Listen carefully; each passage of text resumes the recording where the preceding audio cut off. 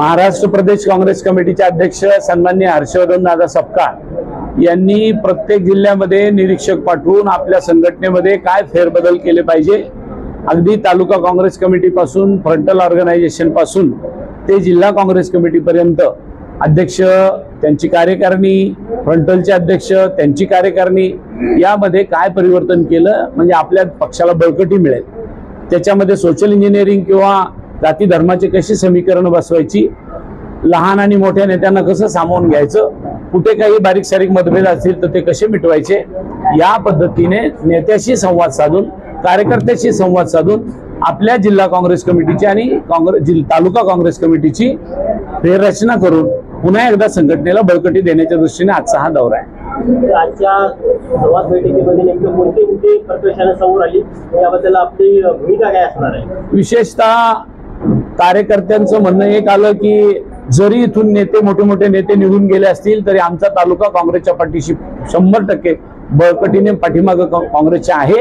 त्याच्यामुळे नेते मंडळीने कुणी कुठे गेलं तरी आमचा तालुका काँग्रेस पक्षाच्या पाठीमागं खंबीरपणे राहील। एक दुसरं, कालचा जो विधानसभेचा पराभव आमचा झाला तो कॉप्या करून पास झालेला विद्यार्थी जसा असतो तसा तो प्रकार आहे।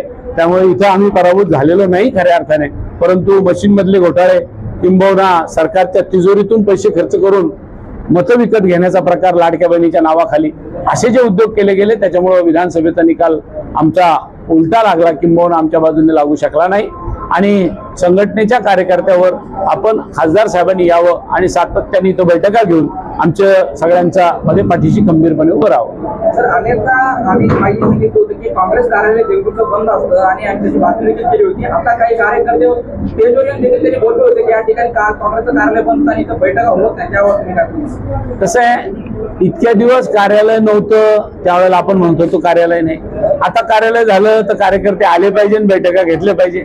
प्रत्येक वेळेचे प्रश्न, प्रत्येक वेळेचे उत्तर वेगळे असतात, त्याच्यामुळं याच्यानंतर आता कार्यालयाची एवढी रंगरंगोटी, साफसफाई आणि नीटनेटकं केलंय, तालुका अध्यक्ष इथं बसताय, त्याच्यामुळे आता इथून पुढच्या काळात कार्यकर्ते येतील आणि खासदार, आमदार, हा कार्यालयाला 100% भेट देऊन जाईल। स्थानिक कार्यकर्त्याच्या, नेत्याच्या समन्वयातून जसं त्यांच्या काँग्रेस पक्षाला बळकटी देण्याच्या दृष्टीने जी मदतीचं होईल त्या पद्धतीने आपण याच्यामध्ये कुठे त्यांनी सुचवलं इथं बदल करण्याची गरज आहे, त्याच्या सर्वानुमताने एक निर्णय झाला, तसा माणूस आपण देण्यात येईल आणि बदल करायचे। ते म्हणले नाही सध्या जुनाच राहू द्या, आता जुना करता येईल।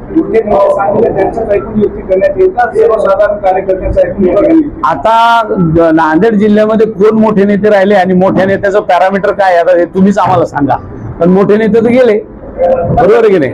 म्हणून आता त्या तालुक्यातल्या, मी तालुक्यावर आलोय, मी आपला समन्वय साधायला जिल्ह्यात बसून निर्णय नाही करू लागलो, मी इथं आलोय आणि माझा दुसरा दौरा पुन्हा तालुका काँग्रेस कमिटीशी समन्वय साधायचा राहणार आहे। त्याच्यामुळे तालुक्यातल्या नेतृत्वाला न्याय मिळावा, तालुक्याच्या नेतृत्वाचं गारानं म्हणणं ऐकून घ्यावं आणि त्याच्यानंतर संघटन बांधावं, ही आमची भूमिका आहे। सुशिक्षित, वेल एज्युकेटेड काही तुमच्या याच्यामध्ये मोठे कार्यकर्ते त्यांना सुद्धा पदावर घेणार का? घेऊ ना, निश्चितपणाने का घेणार नाही, निश्चितपणाने घेतलं जाईल। शेवटचा प्रश्न याच्यामध्ये एक आहे सर, जिल्हा अध्यक्ष बदली आणि पाहुण्यांनाच या ठिकाणी मोठे मोठे पदे दिले जातात, पण सामान्य जे कार्यकर्ता आहेत त्याला दखल घेतली जात नाही, कार्यकर्त्यांवर चर्चा, याबद्दल तुम्ही काय सांगा? कोण पाहुणा कोणाचा आहे ह्या रेशीम गाठीवर बांधल्या जातात असं म्हणत होते, कोणी ना कोणी कोणाचा ना कोणाचा पाहुणा असतो, म्हणून याला पद देऊ नका तो त्याचा पाहुणा आहे, त्याला पद देऊ नका हा याचा पाहुणा आहे, असं करण्यापेक्षा त्या माणसाची काय क्षमता आहे, तो जिल्हा काँग्रेसचा अध्यक्षपद चालू शकतो का, किती जिल्ह्यामधल्या प्रभावी नेत्यापैकी त्याचं 1 नंबर, 2 नंबर, 3 नंबरवर नाव आहे, याचे काही पॅरामीटर असतात।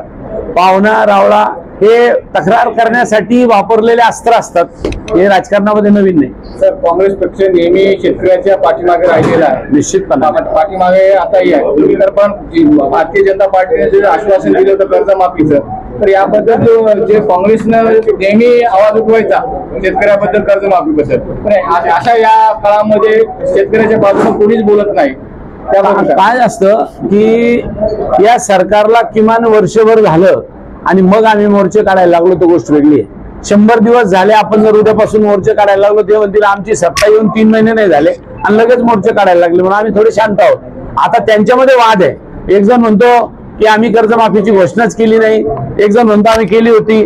अजितदादा तर म्हणतात माझ्या तिजोरीत पैसेच नाही, आम्ही तर घोषणाच केली नाही. म्हणजे सांगायचं तात्पर्य मला हे की यांचा नाकर्तेपणा सिद्ध झालेला आहे, यांच्यामध्ये भांडणं सुरू झालेली आहे, यांचं अपयश डोळ्यासमोर दिसतंय आपल्याला. बेरोजगारी मोठ्या प्रमाणात आहे, शेतकऱ्याच्या शेतीमालाला भाव नाही आहे, दुधाला भाव नाही, सोयाबीनला भाव नाही, कापूस खरेदी CCI करायला तयार नाही. अशा सगळ्या परिस्थितीवर विचार केला असता हे सरकार फेल ठरलेलं आहे आणि म्हणून हे फेल ठरलं म्हणून त्याच्यावर पांघरून घालावं.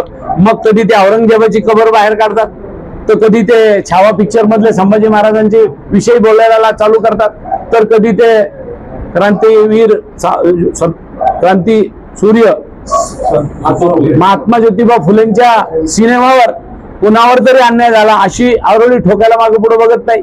म्हणजे थोडक्यात काय, एकदा ते धनंजय मुंडेमुळं त्यांचं सरकार बदनाम झालं, याच्यावर विरजण टाकायचं होतं की काय, म्हणून हे सगळे औरंगजेबाची कबर बाहेर काढली का, हा धंदा आहे या लोकांचा. प्रामुख्याने आपण माजी मंत्री दानवे यांना पराभूत करत विजयपथ राखलेलं आहे.